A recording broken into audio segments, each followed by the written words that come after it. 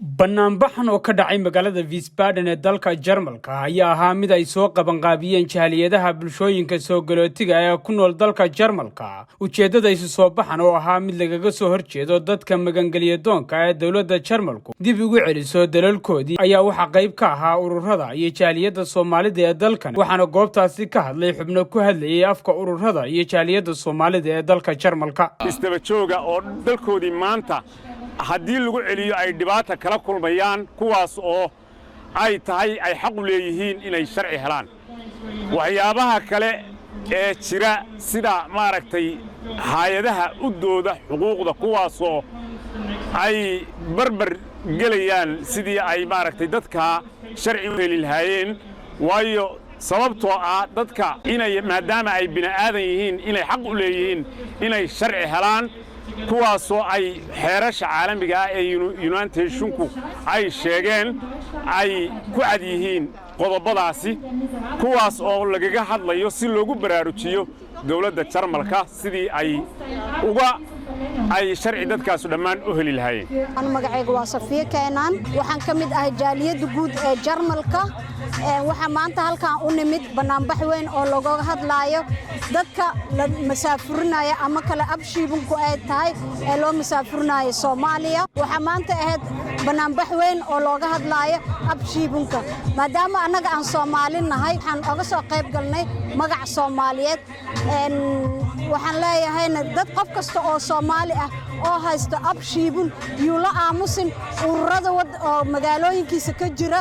gobolka Hessen Wiesbaden waxaan u joognaa inaan ka dhiidhino ummadda la tarxiilayo ay ka mid tahay Soomaaliya. gobolkan Hessen wuxuu bilaabay sidaan hadda ka hor baan sheegnay tarxiilida ummadda Soomaaliyeed la tarxiilayo, amba dhalinyaro ha ahaato ama qof weyn ha ahaado, qofkii oo tahriib soo galay, dhibaato intaas badan soo galay oo soo maray wadadii la arkay soo maray, haddana intaas oo qarasha oo soo maray wadankana wax badan joogay, sida hadda walaalkeena Cumar oo mar dhaweyd Soomaaliya loo tarxiilay, kaasoo joogay 8 sano wax ku dhow, haddana ma taqaana dib Soomaaliya loogu celiyay.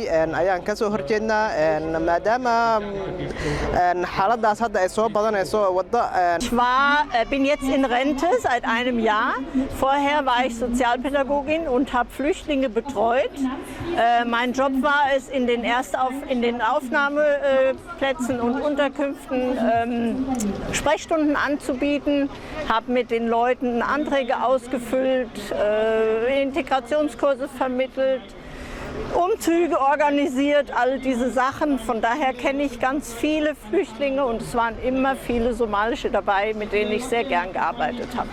dhowrkii sannadood ayna soo dhaafay ayaa dawladda Jarmalku dib ugu celisay tiro qaxoontiya oo magangeliyo weydiistay dalkan xilliyo kala duwan, kuwaasi oo ka soo kala jeeda dalal badan oo ay ka mid yihiin dalalka Afghanistan, Ciraaq, Soomaaliya, Eritrea iyo sidoo kale dalka Iran. dhacdadii ugu dambeysay oo dad badan ka xanaaqeen ayaa ahayd kadib markii wiil Soomaali ah oo lagu magacaabo Cumar oo dalkan ku noolaa 8 sannadood ee u dambeysay isdhexgal wanaagsan sameeyay ay si qasab iyo dhuumaalaysi ah dawladda Jarmalku uga dejisay magaalada madaxda Soomaaliya ee Muqdisho, waxaana arrintaasi ka biyadiiday hay'adaha xuquuqda aadanaha iyo kuwa u dooda xuquuqda soo galootiga ee dalkan. Soomaalida ayaan inta badan si weyn uga soo qayb galin arrimaha mudaharaadada iyo isu soo baxyada ku aadan raadinta xuquuqdooda deganaanshiye ee dalkan. Zakariya Jeylani, Saab TV, dalka Jarmalka.